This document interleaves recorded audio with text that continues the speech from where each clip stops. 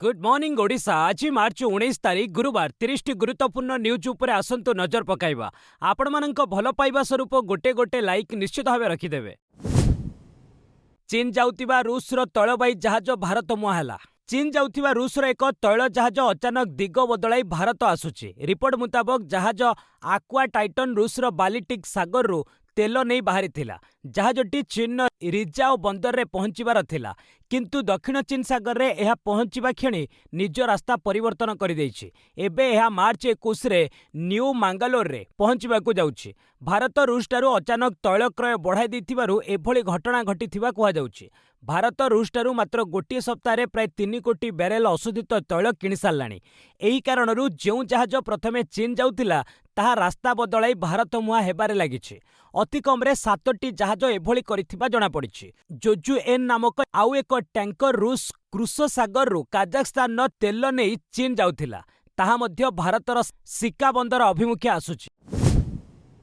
भारत में पहुंचला तैल जहाज जग लाड़की आनिछि 80,000 टन तेल।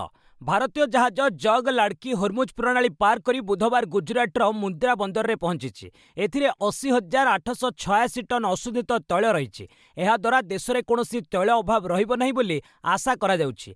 एहा पूर्वरु 2टी तैल जहाज हरमुज बाधा डेई भारत में पहुंची। जग लाड़की तैल टैंकर यूएई फुजेरा बंदरु तैल आनिछि। एहा पूर्वरु सोमवार एलपीजी टैंकर शिवालिक मुंद्रा रे पहुंची। नंदा देवी जहाज भी पहुंची। जग लाड़की जहाज 274 मीटर लंबा। जो दिन फुजेरा तैल टर्मिनाल उपरे ईरान आक्रमण करथिला सेही दिन ही एई जहाज रे तैल भर्ती होउथिला। हरमुज प्रणाली सेपटे एबे भी आहुरी 22टी भारतीय जहाज अटकी रही। अधिकांश जहाज रे तैल और गैस रही। हरमुज निकट रे ईरान क्षेपणास्त्र उपरे 2200 केजी बोमा माड़ कला अमेरिका। हरमुज प्रणाली को पुनः खोलिबा पई अमेरिका सेना प्रथम बड़ कार्यानुष्ठान नेछि। अमेरिका यार सबुठारु बड़ शक्तिशाली बंकर बस्टर बोमा हरमुज प्रणाली जलपथ निकट रे थिबा ईरान क्षेपणास्त्र उपरे माड़ होइछि। प्राय 2268 केजी विशिष्ट एकाधिक बोमा सफलतार सह लक्ष्यभेद करिथिबा अमेरिका सेना पक्षरु कहा जाइछि।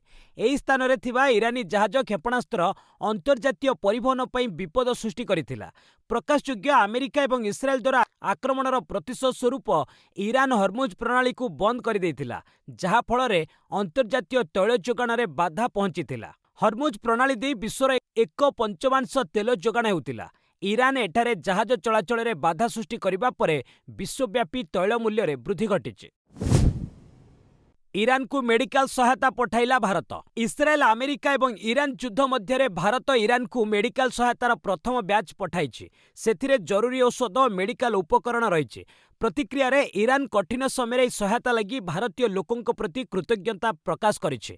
भारत में थिबा ईरान दूतावास पक्षरु एक्स रे कुहा जाइछि जे भारतीयों पक्षरु प्रथम बैचर मेडिकल सहायता को ईरान रेड क्रेसेंट सोसाइटी निकट रे पहुंचा जाइछि।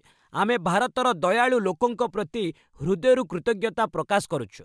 पूर्वरु ईरानी दूतावास पक्षरु आर्थिक दान लगी एक ऑफिशियल अकाउंट विवरणी मध्य शेयर करा जाइथिला।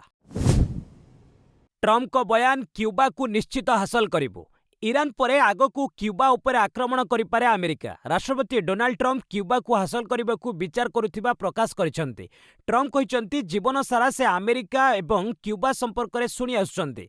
एभଳି स्थल रे क्यूबा को हासिल करिबार गौरव तांकू मिलिबो बोली तांकर पूरा विश्वास रहिछि। जेकोनसी उपाय रे क्यूबा को हासिल करा जिवो, से तांकू स्वाधीन कराई पारंती किंबा कब्जा करि पारंती। उल्लेखयोग्य अमेरिका क्यूबा मध्य दीर्घ 65 वर्ष है विवाद रही। चलित वर्ष जानुआरी मासरू अमेरिका क्यूबा को हेउथिबा तेल जोगाण को प्राय रोकी देइछि। अन्य देश को मध्य क्यूबा को तेल न देबाकू चेतावनी देइछि। एहार प्रभाव क्यूबा रे स्पष्ट देखिबाकू मिलिछि।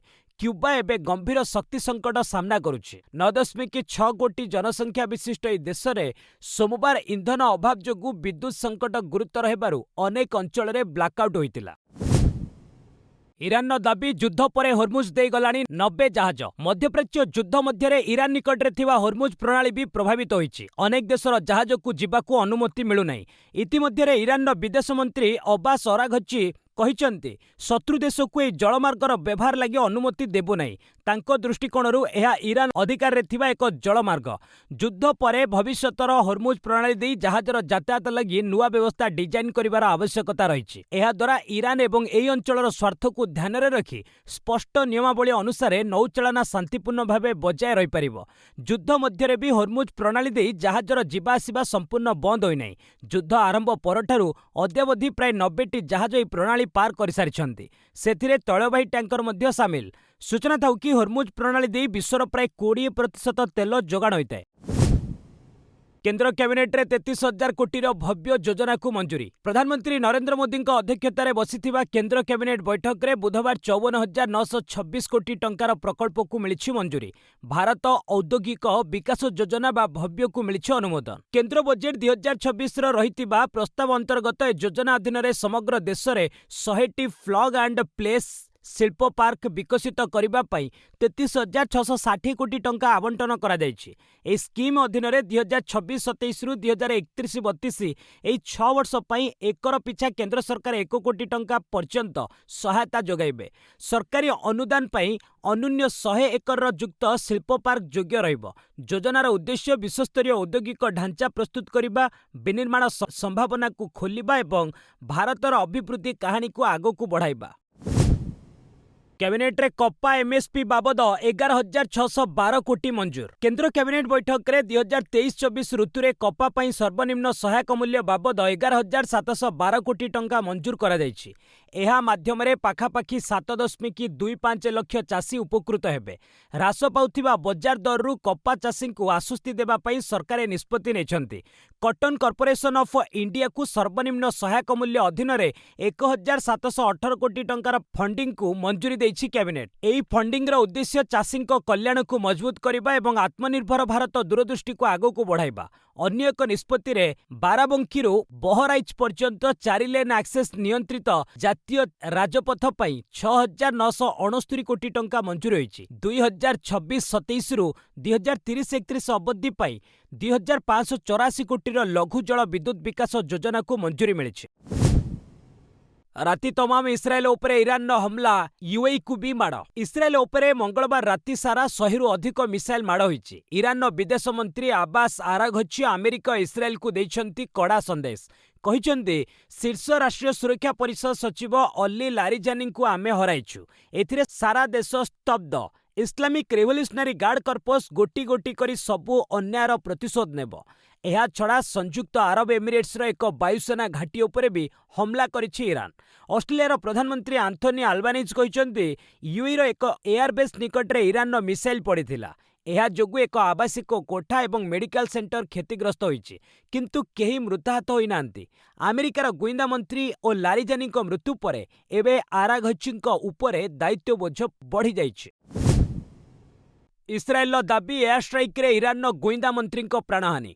ଇସ୍ରାଏଲ, ଆମେରିକା ଏବଂ ଇରାନ ଯୁଦ୍ଧ ଥମିବାର ନାମ ନେଉନି। ମଙ୍ଗଳବାର ରାତିରେ ଇସ୍ରାଏଲ ପକ୍ଷରୁ ହୋଇଥିବା ଏୟାର ଷ୍ଟ୍ରାଇକ୍ରେ ଇରାନର ଗୁଇନ୍ଦା ମନ୍ତ୍ରୀ ଇସ୍ମାଇଲ ଖାତିବଙ୍କ ମୃତ୍ୟୁ ହୋଇଥିବା ଖବର ସାମ୍ନାକୁ ଆସିଛି। ଇସ୍ରାଏଲର ପ୍ରତିରକ୍ଷା ମନ୍ତ୍ରୀ କାଟଜ୍ ବୁଧବାର ଏହା ଦାବି କରିଛନ୍ତି।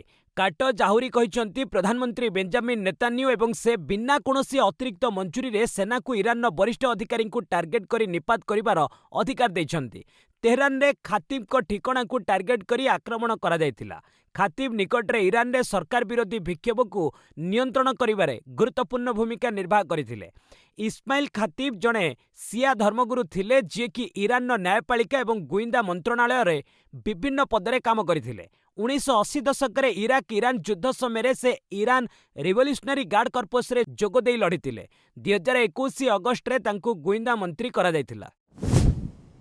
ଜନଗଣନାର ପ୍ରାକ୍ ପ୍ରସ୍ତୁତି, ଏପ୍ରିଲ 16ରୁ ରାଜ୍ୟରେ ଘର ଗଣନା। ରାଜ୍ୟରେ ଆରମ୍ଭ ହେବ ଜନଗଣନା। ପ୍ରଥମ ପର୍ଯ୍ୟାୟରେ ଆସନ୍ତା ଏପ୍ରିଲ 16ରୁ ଘର ଗଣାଯିବ। 30ଟି ଜିଲ୍ଲାରେ ଜନଗଣନାର ପ୍ରଥମ ପର୍ଯ୍ୟାୟରେ ଘର ଗଣନା ସହ ଗୃହ ତାଲିକା ପ୍ରସ୍ତୁତ ହେବ। ଏହି ପ୍ରକ୍ରିୟା ଏପ୍ରିଲ 16ରୁ ମେ 15 ତାରିଖ ପର୍ଯ୍ୟନ୍ତ ଚାଲିବ। ଏହା ପୂର୍ବରୁ ଏପ୍ରିଲ 1ରୁ 15 ତାରିଖ ମଧ୍ୟରାତ୍ରି ପର୍ଯ୍ୟନ୍ତ ସ୍ୱଗଣନାର ପ୍ରାବଧାନ ରହିଛି। ଏହି କାର୍ଯ୍ୟକ୍ରମରେ ପୋର୍ଟାଲ ମାଧ୍ୟମରେ ଜନସାଧାରଣ ନିଜର ତଥ୍ୟ ପ୍ରଦାନ କରିପାରିବେ। ଗୃହ ଗଣନା ସକାଶେ ଓଡ଼ିଶା ସରକାରଙ୍କ ଗୋପବନ୍ଧୁ ପ୍ରଶାସନିକ ଏକାଡେମୀରେ 67 ଜଣ ମାଷ୍ଟର ଟ୍ରେନର ତାଲିମ ଗ୍ରହଣ କରିଛନ୍ତି। ଏହି ତାଲିମପ୍ରାପ୍ତ ମାଷ୍ଟର ଟ୍ରେନର ମାନେ ରାଜ୍ୟର ବିଭିନ୍ନ ଜିଲ୍ଲାରେ 1552 କ୍ଷେତ୍ର ପ୍ରଶିକ୍ଷକମାନଙ୍କୁ ପ୍ରଶିକ୍ଷଣ ପ୍ରଦାନ କରିଛନ୍ତି। ଭାରତୀୟ ଜନଗଣନାରେ ଏହା ହେଉଛି ପ୍ରଥମ ଡିଜିଟାଲ ଜନଗଣନା ଏବଂ ପ୍ରଥମ ଥର ପାଇଁ ଭାରତୀୟ ଜନଗଣନାରେ ସ୍ୱଗଣନାର ପ୍ରାବଧାନ ରହିଛି। ସ୍ୱଗଣନାର ତଥ୍ୟକୁ ଗଣନାକାରୀଙ୍କ ଦ୍ୱାରା ପୁନଶ୍ଚ ଯାଞ୍ଚ କରାଯିବାର କାର୍ଯ୍ୟକ୍ରମ ରହିଛି। ରାଜଧାନୀରେ ବିଧାୟକଙ୍କ ପାଇଁ ହେଉଛି 300 ଫ୍ଲାଟ୍ 3 ମାସରେ ସରିବ। ଏବେ ବିଧାୟକଙ୍କ ପାଇଁ ତିଆରି ହେଉଥିବା ନୂଆ କ୍ୱାର୍ଟର୍ସ କାମ ଶୀଘ୍ର ସରିବ। ଜୁନ୍ 30 ତାରିଖ ସୁଦ୍ଧା ବାକି କାମ ସାରିବାକୁ ପୂର୍ତ୍ତମନ୍ତ୍ରୀ ପୃଥ୍ୱୀରାଜ ହରିଚନ୍ଦନ ନିର୍ଦ୍ଦେଶ ଦେଇଛନ୍ତି।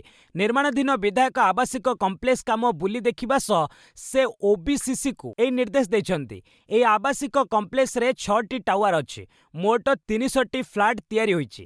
105ଟି ଟାଇପ୍ 7 ଫ୍ଲାଟ୍ ଥିବାବେଳେ 195ଟି ଟାଇପ୍ 6 ଫ୍ଲାଟ୍ ଅଛି। ଏଠାରେ 130 ଜଣ ବିଧାୟକ ଓ 170 ଜଣ ବରିଷ୍ଠ ଅଧିକାରୀ ରହିବା ଭଳି ବ୍ୟବସ୍ଥା ହେବ। କମ୍ପ୍ଲେକ୍ସ ପରିସରରେ ସ୍ୱେରେଜ ଟ୍ରିଟମେଣ୍ଟ ପ୍ଲାଣ୍ଟ ଓ ଭୂତଳ ଜଳ ସଂରକ୍ଷଣ ପାଇଁ ସ୍ୱତନ୍ତ୍ର ବ୍ୟବସ୍ଥା ରହିବ। ପୁରା ଅଞ୍ଚଳକୁ ସବୁଜ ବଳୟରେ ପରିଣତ କରାଯିବ। ଏଥିପାଇଁ ବଡ଼ ବଡ଼ ଗଛ ଲଗାଯିବ। ଅତିଥିଙ୍କ ପାଇଁ 50 କୋଠରୀ ବିଶିଷ୍ଟ ଏକ କ୍ଲବ ହାଉସ ନିର୍ମାଣ ଯୋଜନା ଅଛି। କଂଗ୍ରେସକୁ ଝଟକା, ବିଜେପିରେ ଯୋଗଦେଲେ ଆସାମ ସାଂସଦ ପ୍ରଦ୍ୟୁତ। ଆଗାମୀ ବିଧାନସଭା ନିର୍ବାଚନ ପୂର୍ବରୁ ଆସାମ ରାଜନୀତିରେ ବୁଧବାର ବଡ଼ ପରିବର୍ତ୍ତନ ଦେଖିବାକୁ ମିଳିଛି। ନାଗାଓଁ ଲୋକସଭା ସାଂସଦ ପ୍ରଦ୍ୟୁତ ବୋଡୋଲୋଇ ଆନୁଷ୍ଠାନିକ ଭାବରେ କଂଗ୍ରେସ ଛାଡ଼ି ବିଜେପିରେ ଯୋଗ ଦେଇଛନ୍ତି। ଆସାମ ମୁଖ୍ୟମନ୍ତ୍ରୀ ହିମନ୍ତ ବିଶ୍ୱ ଶର୍ମା ଏବଂ ରାଜ୍ୟ ବିଜେପି ସଭାପତି ଦିଲ୍ଲୀପ ସାଇକିଆଙ୍କ ଉପସ୍ଥିତିରେ ସେ ପଦ୍ମ ଧରିଛନ୍ତି। ପ୍ରଦ୍ୟୁତଙ୍କ ଯୋଗଦାନ ଫଳରେ ଆସାମ ବିଜେପି ଆହୁରି ମଜବୁତ ହେବ। ଆମେ ସମସ୍ତେ ତାଙ୍କୁ ଦଳକୁ ସ୍ୱାଗତ କରୁଛୁ।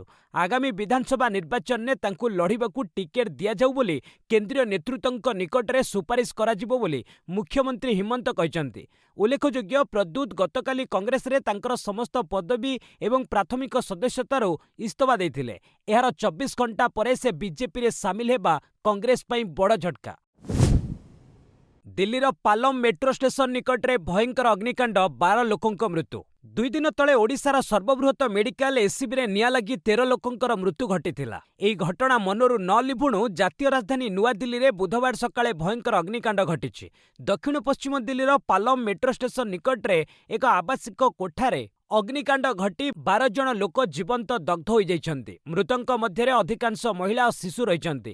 ସକାଳ 7ଟାରେ ଏହି ନିଆଁ ଲାଗିଥିଲା। ଖବର ପାଇ ତୁରନ୍ତ 30 ଖଣ୍ଡ ଅଗ୍ନିଶମ ଗାଡ଼ି ଘଟଣାସ୍ଥଳରେ ପହଞ୍ଚି ନିଆଁକୁ ଆୟତ୍ତ କରିବାକୁ ଚେଷ୍ଟା କରିଥିଲେ। ଜୀବନ ବଞ୍ଚାଇବା ଲାଗି 2 ଜଣ ବ୍ୟକ୍ତି କୋଠା ଉପରୁ ତଳକୁ ଡେଇଁ ପଡ଼ିଥିଲେ। କୋଠାରେ ଫସି ରହିଥିବା ଲୋକଙ୍କୁ ଉଦ୍ଧାର କରି ହସ୍ପିଟାଲ ନେଇଥିଲା। ଚିକିତ୍ସାଧୀନ ଅବସ୍ଥାରେ ଏକ ଘରୋଇ ମେଡିକାଲରେ 8 ଜଣଙ୍କ ମୃତ୍ୟୁ ଘଟିଥିଲା। ଏହି ଘଟଣାରେ ପ୍ରଧାନମନ୍ତ୍ରୀ ନରେନ୍ଦ୍ର ମୋଦି, ମୁଖ୍ୟମନ୍ତ୍ରୀ ରେଖା ଗୁପ୍ତା, ଦିଲ୍ଲୀର ଉପରାଜ୍ୟପାଳ ପ୍ରମୁଖ ଶୋକ ବ୍ୟକ୍ତ କରିଛନ୍ତି। ସାଧ୍ୱୀ ନିରଞ୍ଜନ ଜ୍ୟୋତିଙ୍କୁ କେନ୍ଦ୍ର ସରକାରଙ୍କ ବଡ଼ ଦାୟିତ୍ୱ ନିଯୁକ୍ତ ହେଲେ ଜାତୀୟ ପଛୁଆବର୍ଗ ଆୟୋଗର ଅଧ୍ୟକ୍ଷା। ପୂର୍ବତନ କେନ୍ଦ୍ରମନ୍ତ୍ରୀ ତଥା ବିଜେପି ନେତ୍ରୀ ସାଧ୍ୱୀ ନିରଞ୍ଜନ ଜ୍ୟୋତିଙ୍କୁ କେନ୍ଦ୍ର ସରକାର ବଡ଼ ଦାୟିତ୍ୱ ଦେଇଛନ୍ତି। ଜ୍ୟୋତିଙ୍କୁ ଜାତୀୟ ପଛୁଆବର୍ଗ ଆୟୋଗର ଅଧ୍ୟକ୍ଷା ନିଯୁକ୍ତ କରାଯାଇଛି। ସେ ବୁଧବାର ନୂଆଦିଲ୍ଲୀରେ ଅଧ୍ୟକ୍ଷା ଭାବେ କାର୍ଯ୍ୟଭାର ଗ୍ରହଣ କରିଛନ୍ତି। ଦାୟିତ୍ୱ ଗ୍ରହଣ କରିବା ପରେ ଜ୍ୟୋତି ସାମାଜିକ ଗଣମାଧ୍ୟମରେ ଫଟୋ ସେୟାର କରିଛନ୍ତି। ଏଥିରେ ସେ ଲେଖିଛନ୍ତି ଯେ ଏହି ଦାୟିତ୍ୱ ପଛୁଆବର୍ଗଙ୍କ ମର୍ଯ୍ୟାଦା, ଅଧିକାରର ସୁରକ୍ଷା ଏବଂ ସାମଗ୍ରିକ ବିକାଶ ପାଇଁ ଉତ୍ସର୍ଗୀକୃତ। ପଛୁଆବର୍ଗ ସଶକ୍ତ ହେଲେ ହିଁ ଭାରତ ସର୍ବାଙ୍ଗୀନ ବିକାଶ ପଛରେ ଅଗ୍ରଗତି କରିବ। ଏହାର ଅଧ୍ୟକ୍ଷ ଭାବେ ତାଙ୍କୁ ଭାର ନ୍ୟସ୍ତ କରାଯାଇଥିବାରୁ ରାଷ୍ଟ୍ରପତି ଓ ପ୍ରଧାନମନ୍ତ୍ରୀଙ୍କୁ କୃତଜ୍ଞତା ଜଣାଉଛି ବୋଲି ସେ କହିଛନ୍ତି। ଚାରିଧାମ ନିୟମକୁ ନେଇ ସାକ୍ଷୀ ମହାରାଜଙ୍କ ବୟାନ, ଦିନେ ଇନ୍ଦିରାଙ୍କୁ ଜଗନ୍ନାଥ ମନ୍ଦିରରେ ପ୍ରବେଶ ଅନୁମତି ମିଳିନଥିଲା। ଚାରିଧାମ ତୀର୍ଥଯାତ୍ରାରେ ଅଣହିନ୍ଦୁ ତୀର୍ଥଯାତ୍ରୀମାନଙ୍କୁ ପ୍ରବେଶ କରିବା ଉପରେ ନିକଟରେ ରୋକ୍ ଲଗାଯାଇଥିଲା। ଏଭଳି ନିୟମକୁ ନେଇ ପ୍ରତିକ୍ରିୟା ରଖିଛନ୍ତି ବିଜେପି ସାଂସଦ ସାକ୍ଷୀ ମହାରାଜ। ଏକ ସାକ୍ଷାତକାରରେ ସାକ୍ଷୀ କହିଛନ୍ତି ଯେ ଚାରିଧାମ ଯାତ୍ରା ଆରମ୍ଭ ହେବାକୁ ଯାଉଛି। ଏହି ସମୟରେ ପ୍ରବଳ ଭିଡ଼ ହେଉଛି। ସବୁଠି ନିୟମ ରହିବା ଉଚିତ। ତୀର୍ଥଯାତ୍ରା କମିଟିଗୁଡ଼ିକ ନିଜସ୍ୱ ନିୟମ ତିଆରି କରନ୍ତି। ସମସ୍ତେ ତାହା ପାଳନ କରିବାକୁ ପଡ଼ିବ। ତତ୍କାଳୀନ ପ୍ରଧାନମନ୍ତ୍ରୀ ଇନ୍ଦିରା ଗାନ୍ଧୀ ଥରେ ପୁରୀ ଜଗନ୍ନାଥ ମନ୍ଦିର ଦର୍ଶନରେ ଯାଇଥିଲେ, କିନ୍ତୁ ସେଠାକାର କମିଟି ତାଙ୍କୁ ପ୍ରବେଶ ଅନୁମତି ଦେଇନଥିଲା। ସେ ମନ୍ଦିର ଭିତରକୁ ଯାଇ ନପାରି ବାହାରେ ପୂଜା କରି ଫେରି ଆସିଥିଲେ। ନିଷ୍ପତ୍ତି କମିଟି ଦ୍ୱାରା ନିଆଯାଉଛି। ସରକାରଙ୍କୁ ଏହା ପାଳନ କରିବାକୁ ପଡ଼ିବ ବୋଲି ସାଂସଦ ସାକ୍ଷୀ ମହାରାଜ କହିଛନ୍ତି। एससीबी अग्निकांड पर 4 जनकु निलंबित कले मुख्यमंत्री। Cuttack Shriramchandra Bhanj medical college and hospital ले गत 16 तारिख रे होइतिबा भयावह अग्निकांड घटना रे मुख्यमंत्री कार्यानुष्ठान नेइछन्ति। तांको निर्देश रे 4 जण अधिकारी को निलंबित करा जायछि। निलंबित अधिकारी माने हेले Cuttack circle deputy fire officer Prakash Kumar Jena, Cuttack circle assistant fire officer Sanjeev Kumar Behera, SCB medical hospital station officer Abhinav Prushti एवं कटक जीडी अंतर्गत SCB sub division assistant executive engineer Ranjan Kumar Biswal. उन्नयन कमिशनर को अध्यक्षतार गठित फैक्ट फाइंडिंग टीम रिपोर्ट आधार रे एही कार्यानुष्ठान होईछि। सूचना योग्य मेडिकल ले ट्रमा आईसीयू प्रथम महलार अग्निकांड जोगु 13 जनक मृत्यु होईछि। विमान यात्री बड़ आश्वस्ति 60% सीट उपरे अतिरिक्त शुल्क नहीं। विमान यात्री खुशी खबर, केंद्र सरकार एयरलाइंस उपरे निजर कठोर नियंत्रण पर अनेक गुरुत्वपूर्ण निर्देश जारी करिसेंती। यात्री मानंकु आउ सीट चयन पर मन इच्छा शुल्क देबाकू पड़िबो नहीं। मोदी सरकार एथिरे रोक लगाइछंती। सबुठु बड़ आश्वस्ति होउछि प्रत्येक विमान रे अति कम रे 60% सीट यात्री मानंकु कोनोसी अतिरिक्त शुल्क बिना उपलब्ध हेबो। केंद्र सरकार नूतन नियम अनुଯାयी जदि आपण परिवार किंबा बंधु मानक सहित गोटे बुकिंग रे यात्रा करुछंती तेबे आपण समस्ते विमान रे एकाठी पाखापाखी बसिबे। एयरलाइंस को यह निश्चित करबाकू पड़िबो। एथिस यात्री सीट व्यतीत क्रीड़ा उपकरण, वाद्ययंत्र, पालित पशु बहन संपर्क में स्पष्ट एवं स्वच्छ नीति स्थापन करबाकू पड़िबो। इको फाइंडर महाकाश रे चिकित्सा सहायता पाई नूतन एआई वैषयिक ज्ञानकौशल। भविष्यतर महाकाश अभियान पाई यूरोपीय महाकाश संस्था इको फाइंडर नामक एक सॉफ्टवेयर सहायक प्रस्तुत करिछि। यह आगमेंटेड रियलिटी एवं आर्टिफिशियल इंटेलिजेंस रो सहायतार काम करे। ए ज्ञानकौशल माध्यम महाकाशचारी माने बिना कोनोसी डाक्तरी प्रशिक्षण बा विशेषज्ञ सहायतार निजर अल्ट्रासाउंड स्कान करिपारिबे। ए व्यवस्था रे एआई महाकाशचारी को शरीरर सठिक स्थान रे स्कानिंग प्रोब रखिबाकू मार्गदर्शन करिथाए एवं एआई अंगगुडी को चिन्हट करी छवि रेकर्ड करिथाए। दूर महाकाश अभियान ने जोगाजोग विलंब होइतिबारु एहा बेस सहायक हेबो। एहा व्यतीत पृथ्वीर दुर्गम अंचल, समुद्र मध्य थिबा जहाज और सबमेरिन ने मध्य एहार सफल व्यवहार करा जाई परिबो। एहाकू फ्रांसर कैडमोस केंद्र द्वारा विकसित करा जाइछि। एलपीजी पाई सबु ग्राहक ई-केवाईसी करबा आवश्यक नहीं। ग्राहक ई-केवाईसी कराई नथिले एलपीजी सेवा मिलिबनी बोली एक खबर प्रकाश पाइथिला। एहाकु नै सरकार स्पष्टीकरण रखिछंती। तेबे सबु ग्राहक ई-केवाईसी कराइबा आवश्यकता नहीं। ई-केवाईसी कराई नथिबा ग्राहक एहा संपूर्ण करबाकू कहिछि पेट्रोलियम मंत्रणालय। एने कोनोसी नुआ नियम आसी नहीं। एहा पुराना अभियान अंश बोली सोशल मीडिया रे मंत्रणालय प्रकाश करिछि। अधिकरु अधिक उपभोक्तांकू बायोमेट्रिक कराइबा लागि उत्साहित करा जाउछि। एहा द्वारा जालियाती रोकिबा दिगरे प्रयास करा जाइछि। ई-केवाईसी कराई नथिबा ग्राहक नुआ केवाईसी कराइबाकू पड़िबनी। रेकर्ड अपडेट होई नथिबा ग्राहक ई-केवाईसी संपूर्ण करबाकू हेबो। एथिलागी गैस एजेंसी जिबाकू पड़िबनी। घरे बसी मध्य केवाईसी होई परिबो बोली कहिसंती मंत्रणालय। डॉलर तुलन में टंकार मूल्य रे ह्रास। विदेशी मुद्रा बजार बा फोरेक्स मार्केट रे बुधवार भारतीय टंकार मूल्य रे ह्रास परिलक्षित होईछि। अमेरिकीय डॉलर तुलन में टंका 26 पैसा दुर्बल होई 92 टंका 63 पैसा स्तर में बंद होईछि। अन्यपटे 6टी प्रमुख विदेशी मुद्रा तुलन में डॉलर शक्ति दर्शाउथिबा डॉलर इंडेक्स बुधवार कारोबार समय 99.48 स्तर में रहितिला। डॉलर शक्तिशाली हेबा कारणरू टंकार विनिमय मूल्य उपरे एही प्रभाव देखिबाकू मिलिछि।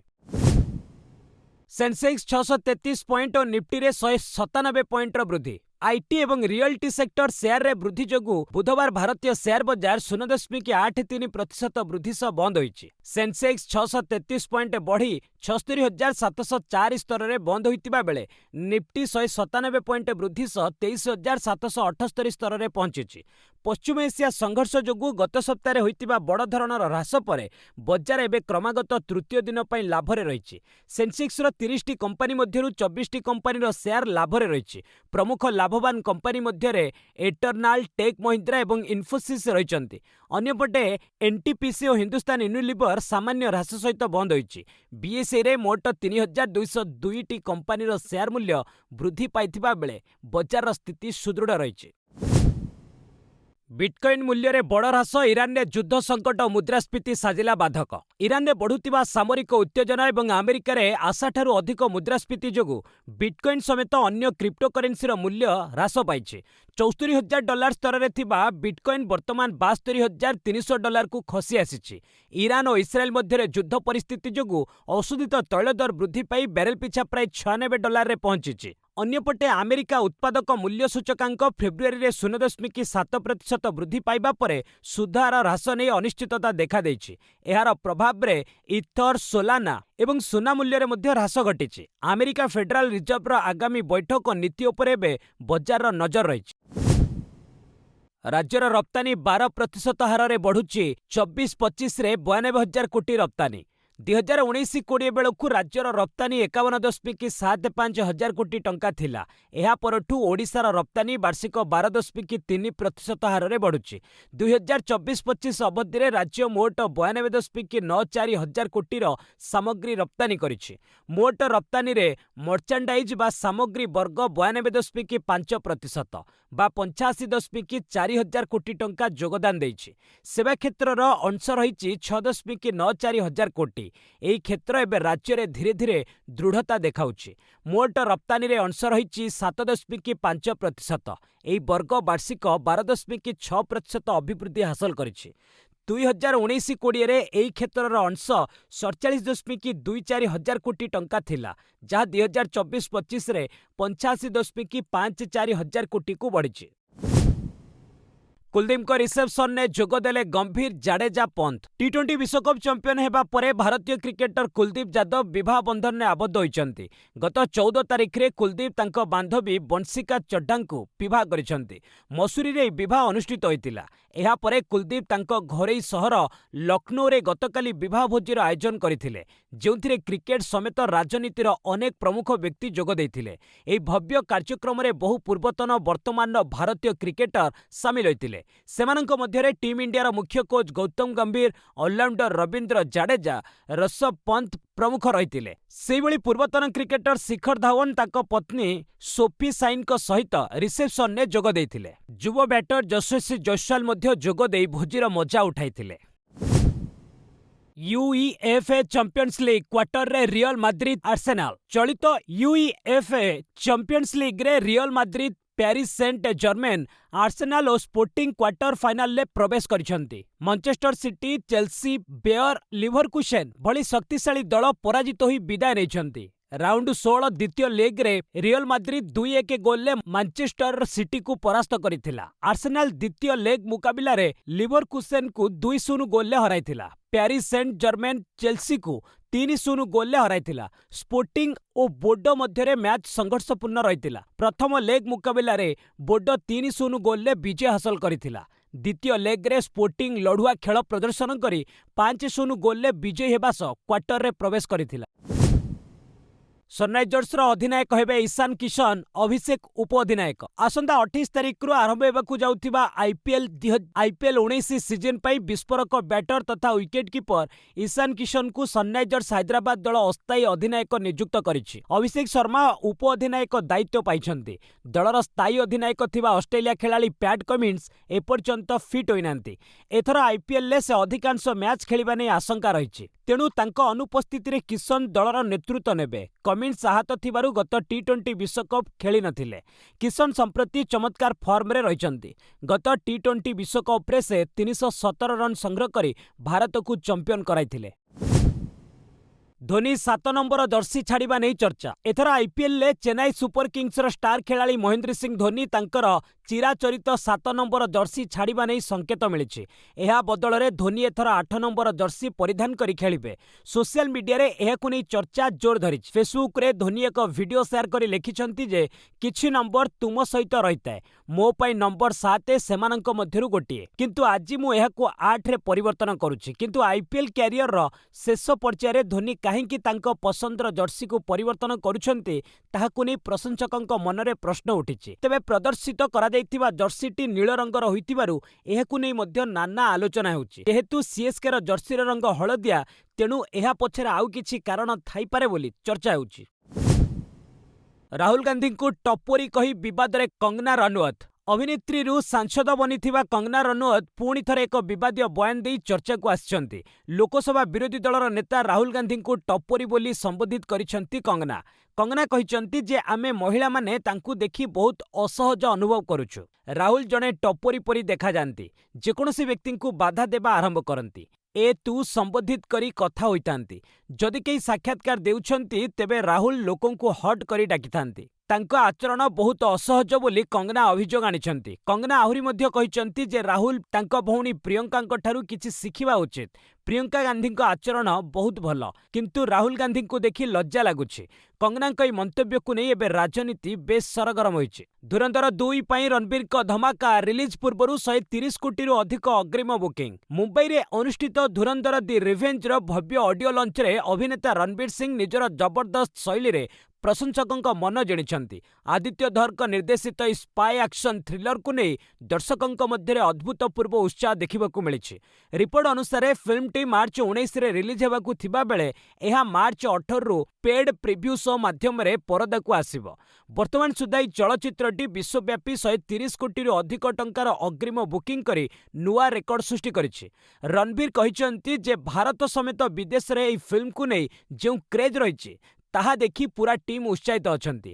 ଏହି ଫିଲ୍ମରେ ରଣବୀରଙ୍କ ସହ ସଞ୍ଜୟ ଦତ୍ତ, ଆର୍ ମାଧବନ ଏବଂ ଅର୍ଜୁନ ରାମପଲ ମୁଖ୍ୟ ଭୂମିକାରେ ଅଭିନୟ କରିଛନ୍ତି।